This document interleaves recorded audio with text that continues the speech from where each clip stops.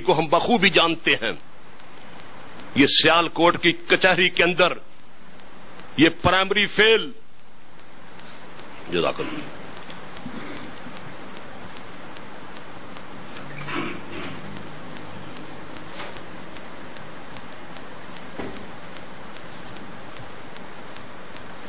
یہ پرائمری فیل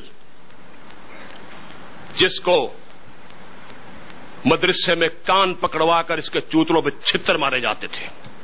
کبھی موقع ہوا تو بیان کروں گا کہ اس کی ابتدائی حالات کیا. یہ کنجر تھا، گھٹیا تھا، ڈفر تھا، نالائق تھا برلے درجے کا. شرابی تھا، افیمی تھا، راکٹ تھا. آپ نے اتنا بد کردار انسان اور اتنا نالائق انسان کبھی نہیں سنا ہوگا. کبھی کوئی نشست ہوئی تو اس پہ نشست رکھیں گے انشاءاللہ. الحمدللہ اللہ پاک نے مجھے اس موضوع پر 31 کتابیں تصنیف و تالیف کرنے کی توفیق عطا فرمائی.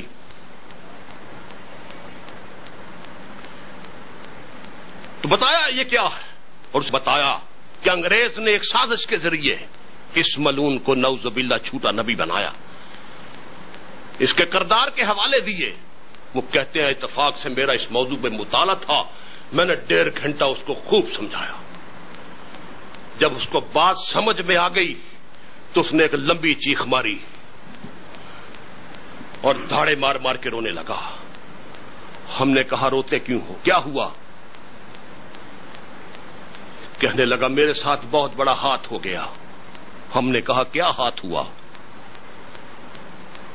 کہنے لگا میں قادیانی ہونے سے پہلے، یعنی وہ اپنے آپ کو مسلمان سمجھتا تھا، قادیانی تو اب کہنے لگا نا اپنے آپ، بات میں جب سمجھ آ گئی. میں قادیانی ہونے سے پہلے عیسائی تھا، اور معمولی عیسائی نہیں تھا بلکہ مشنری عیسائی تھا. کہتا ہے پاس یہ ہمارا گرجا تھا. تو ایک رات کی بات ہے کہ آدھی رات کا وقت تھا. تو کہتا ہے یہاں افریقہ میں لکڑی بڑی سستی ہے، تو ہمارے جو چرچ ہیں وہ زیادہ تر لکڑی کے بنے ہوئے. تو آدھی رات کا وقت تھا، تو لکڑی کی سیڑھیاں پہ جب آئے تو اس کی دھمک بہت پڑتی ہے. تو میں نے آدھی رات کو دیکھا کہ مجھے سیڑھیوں پہ دم دم کی آواز آ رہی ہے. میں اس کے تعاقب میں بھاگا، دیکھا تو ہمارا بڑا پادری آدھی رات کے وقت سیڑھیاں چڑھ کے اوپر جا رہا تھا. میں نے کہا اس کو اس وقت کیا کام؟ میں اس کے تعاقب میں روانہ ہوا. دیکھا تو اپنے کمرے میں داخل ہو گیا. میں دہلیز میں سے اس کو دیکھتا رہا. اس نے وضو کیا.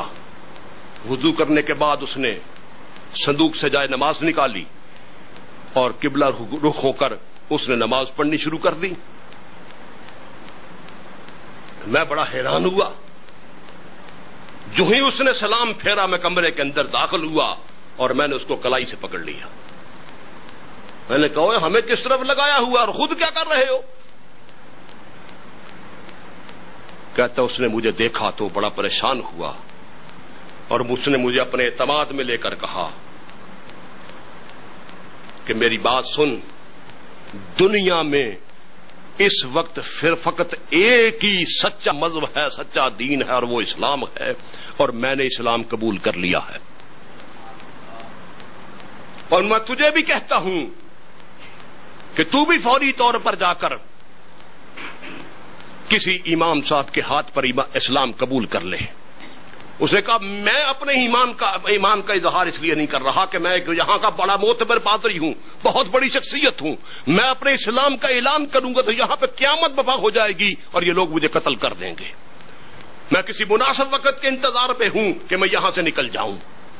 اور تجھے میں نصیحت کرتا ہوں یہ سب فراڈ ہے. عیسائیت جو ہے یہ سیلف میڈ مذہب ہے، تو ٹوٹل اس میں تحریف و تبدل کر دیا گیا. تو بھی اسلام قبول کر لے. کہتا میں نکلا اور اپنے ہی شہر کے ایک بہت بڑی مسجد میں چلا گیا. وہاں میں امام صاحب سے ملا، ان کے سامنے اپنی درخواست رکھی. بڑے خوش ہوئے، میری خوب خاطر تواضع کی اور انہوں نے مجھے اپنے ہاتھ پر اسلام قبول کرا دیا. در حقیقت وہ قادیانی تھا جس کے پاس پہنچا اسلام قبول کرنے کے لیے، اور اس نے اس کو اسلام کے نام پر قادیانیت قبول کرا دی، یعنی اسلام کے نام پر کفر و ارتداد قبول کرا دیا. کہتا ہے میں اپنے تئیں یعنی اپنی طرف سے وہاں سے مسلمان ہو کے آیا، ہویا قادیانی تھا، یعنی کفر کے چھوٹے کھڈ سے نکل کر کفر کی اس سے بڑی کھڈ کے اندر گر گیا۔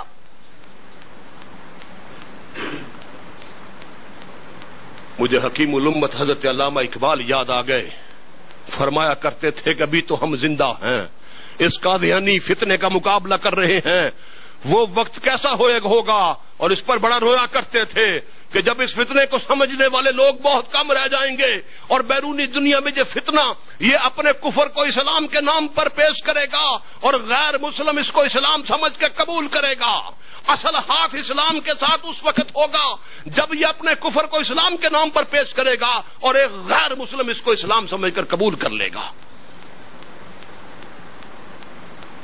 آج وہی ہاتھ ہو رہا ہے۔ افریقہ کے اندر لاکھوں کفار اس کو اسلام سمجھ کر اس کو قبول کر چکے ہیں اور اس کے توڑ کا ہمارے پاس کوئی بندوبست نہیں۔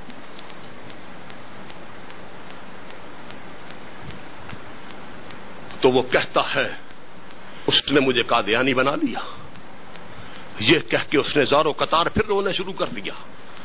ہم نے کہا کہ روتا کیوں ہے، کلمہ پڑھ دوبارہ مسلمان ہو جا ہمارے ہاتھ پہ۔ وہ کہنے لگا نہیں، بات اس سے بہت دور نکل گئی۔ میں نے کہا کیا بات ہوئی؟ کہنے لگا قادیانی ہونے کے بعد میں نے عیسائیوں اور مسلمانوں میں تبلیغ کی اور میں نے 600 گھرانوں کو قادیانی بنایا ہے۔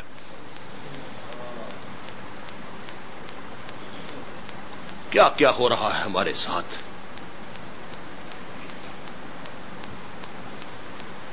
کیا کیا ہاتھ ہو رہے ہیں؟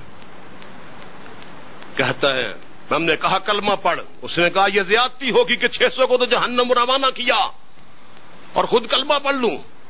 ہم نے کہا زندگی کا کوئی پتہ نہیں۔ وہ کہتا میرا اللہ مجھے مہلت دے گا، میں ان 600 کو اکٹھا کرتا ہوں۔ بندہ تیز تھا، مشتی آدمی تھا، بہت ہوشیار آدمی تھا۔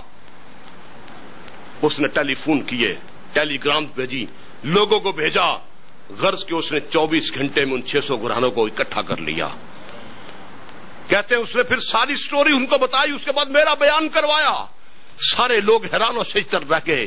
انہوں نے توبہ کی اور الحمدللہ وہ 600 کے 600 گھرانے دوبارہ اسلام کے اندر داخل ہوئے۔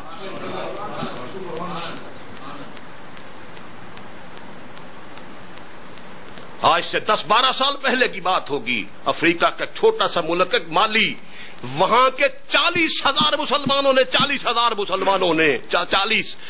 مسلمانوں نے قادیانیت قبول کر لی، دین حق سمجھ کر، کفر سمجھ کے نہیں، دین حق سمجھ کے۔ قادیانی بات شروع کرتا ہے قرآن سے، بات شروع کرتا ہے توحید سے، رسالت سے، نبوت سے شروع کرتا ہے، فکر آخرت دیتا ہے۔ 40,000 ان میں علماء بھی شامل تھے۔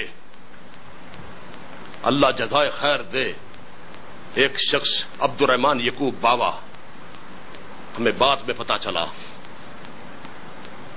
وہ اکیلا وہاں پہ پہنچا، علماء کو الگ اکٹھا کیا، ان سے 2 دن تک گفتگو کی، مرزا کی کتابوں کے سارے حوالہ جات دکھائے، اور الحمدللہ ایک فرد کی محنت کو اللہ نے یہ شرف بخشا کہ وہ 40,000 مسلمان واپس آیا۔ یہ معاملہ ہمارے پاکستان میں بھی کثرت کے ساتھ ہو رہا ہے، لیکن ہمیں پتہ نہیں۔ یاد رکھنا، مسلمان بڑا ہوشیار اور بڑا تیز ہوتا ہے۔ اسلام جاہلوں کا دین نہیں، اسلام دانشوروں کا دین ہے، اور اسلام کو اولین قبول کرنے والے دانشور لوگ تھے۔ اور دعوت و تبلیغ کا کام یہ انبیاء کا کام ہے، اور انبیاء کائنات میں سب سے ذہین ہوتے ہیں۔ ہمیں پتہ کرنا ہوگا کہ کس کس مورچے سے اسلام پر فائرنگ ہو رہی ہے، کس کس رخنے سے فتنے داخل ہو رہے ہیں، منکرین حدیث آ رہے ہیں تو کہاں سے آ رہے ہیں؟ جاوید غامدی جیسا ملعون جس نے پورے دین کے ٹکڑے ٹکڑے کر دیے، یہ آ رہا ہے، لوگ نہیں جانتے کیا ہے۔ سر سید نے عقائد کے ساتھ کیا کیا، یہ نہیں جانتے کیا ہے۔ یہاں پہ بہائیت پاکستان میں پنپ رہی ہے، جس فتنے کو پوری دنیا میں کاشت ہونے کے لیے کوئی زمین نہیں ملتی، اس فتنے کو پاکستان میں لا کر کاشت کیا جاتا ہے کہ یہ زمین فتنوں کے لیے بڑی زرخیز ہے۔ درجنوں کے حساب سے فتنے ہیں جو یہاں پہ پھل پھیل رہے ہیں. بہائیت کو دنیا میں کہیں جگہ نہیں ملی. یہاں پر بہائیت کے مراکز قائم ہیں, بہائیت کے رسائل شائع ہو رہے ہیں, وہ بھی جھوٹے مدعیان نبوت ہیں. گوہر شاہی ہے, یوسف کذاب ہے. الحمدللہ جس حد تک ہم سے ہو سکا ان کا تعاقب کیا ان مردودوں کا, اور انہیں جہنم واصل بھی کیا. الحمدللہ مسلمانوں کے علم میں ہونا چاہیے کہ پیارے رسول کی ذات کے اوپر کہاں کہاں سے حملہ ہو رہا ہے. ارے کیا شکل دکھائیں گے آقا صلی اللہ علیہ وسلم کو جا کر کہ جوتے کے نیچے لفظ محمد لکھا ہوا ہے, اور کلینوں کے اوپر اس میں محمد, بیڈ کی چادروں کے اوپر اس میں محمد, عورتوں کی لونوں کے سوٹ جو ہیں ان کے اوپر اس میں محمد. ہم نے حیض زدہ چوڑیوں سے یہ کپڑے اتروائے, اس لیے کہ دین محمد کے رکھوالے سو گئے. سب سے پہلے ہمیں بے علم کیا گیا, سب سے پہلے ہمیں جاہل کیا گیا. یاد رکھیے دنیا میں سب سے بڑا فتنہ جہالت ہے, کیونکہ جہالت اندھیرا ہوتا ہے اور سارے فتنے اندھیرے کے اندر ہی پنپتے ہیں. آپ کو یاد ہوگا کہ رات کے 2-2:30 بجے ہوں, آپ کو باورچی خانے میں جانے کی ضرورت پڑ جائے تو باورچی خانے میں اندھیرا ہوتا ہے, آپ جا کے ٹیوب جلاتے ہیں, بلب جلاتے ہیں, تو آپ دیکھتے ہیں وہاں پہ درجنوں حشرات الارض کیڑے مکوڑے بھاگ رہے ہوتے ہیں. جو ہی آپ نے ٹیوب روشن کی وہ سینکڑوں کے اندر سارے غائب ہو جاتے ہیں. یہ سارے فتنے اسی اندھیرے کے اندر پنپ رہے ہیں, اسی اندھیرے کے اندر بھاگ دوڑ کر رہے ہیں. اگر آپ اپنے گھر کے اندر, اپنے معاشرے کے اندر دین محمدی کا چراغاں کریں, روشنی کریں, یہ سارے فتنے بھاگ جائیں گے. لیکن افسوس ہمیں پتہ ہی نہیں کہ فتنے کیا کیا ہیں, دین کو کس کس انداز کے اندر لوٹا جا رہا ہے.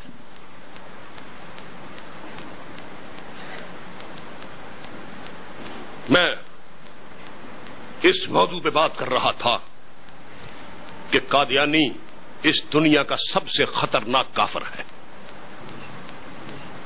اس دنیا کا سب سے خطرناک کافر ہے. حضرت سلیمان, ایک مثال سے اس کی وضاحت کرتا چلوں. حضرت سلیمان علیہ السلام کا عہد تھا, ٹھنڈی ٹھنڈی ہوا چل رہی تھی, بہار کا موسم تھا. ایک ہدہد اور مادہ ہدہد درخت کی ایک شاخ پہ کھیل رہے تھے, خوشگپیوں میں مصروف تھے. دور سے ایک شکاری آتا ہوا نظر آیا. مادہ ہدہد نے اپنے خاوند سے کہا, سرتاج اڑ چلتے ہیں, دیکھیے سامنے شکاری آ گیا.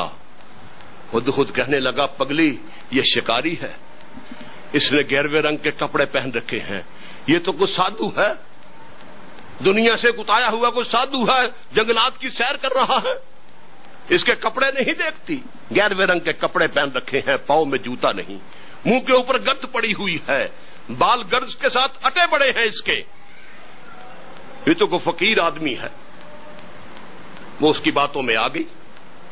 شکاری نے دیکھا کہ غافل ہوئے, ادھر شکاری نے تاک کے نشانہ لیا, نشانہ پھینکا, ہدہد کو لگا, وہ تڑپتا ہوا زمین پہ گرا. ظالم شکاری کے بھاری برکم قدم آگے بڑھے, ہدہد کو پکڑا, جیب میں سے خنجر نکالا, اس کو ذبح کیا, گردن کاٹ کے تھیلے میں پھینک کے اپنی ڈال دی. مادہ ہدہد اپنی یہ شکایت لے کر حضرت سلیمان علیہ السلام کے پاس جاتی تھی. اللہ نے انہیں سب پر حکومت دی تھی, جانوروں کی بولیاں بھی سمجھتے تھے. وہ گئی اور کہا, اللہ کے نبی مجھ پر ظلم ہوا. ذرا بات پہ توجہ رکھیے گا, اللہ کے نبی مجھ پہ ظلم ہوا. اور سلیمان علیہ السلام نے پوچھا کیا ہوا؟ کہنے لگی, میرے خاوند کو فلاں شخص نے قتل کر دیا, مار دیا. آپ نے حکم دیا کہ اس کو پکڑ کے لایا جائے. اس شکاری کو پکڑ کے لایا گیا جو سادھو کے روپ میں تھا. آیا, آپ نے پوچھا تو نے اس کے خاوند کو مارا ہے؟ اس نے کہا, حضرت میں نے شکار کیا, اور شکار کرنا شریعت میں جائز ہے, میں نے کوئی جرم تو نہیں کیا.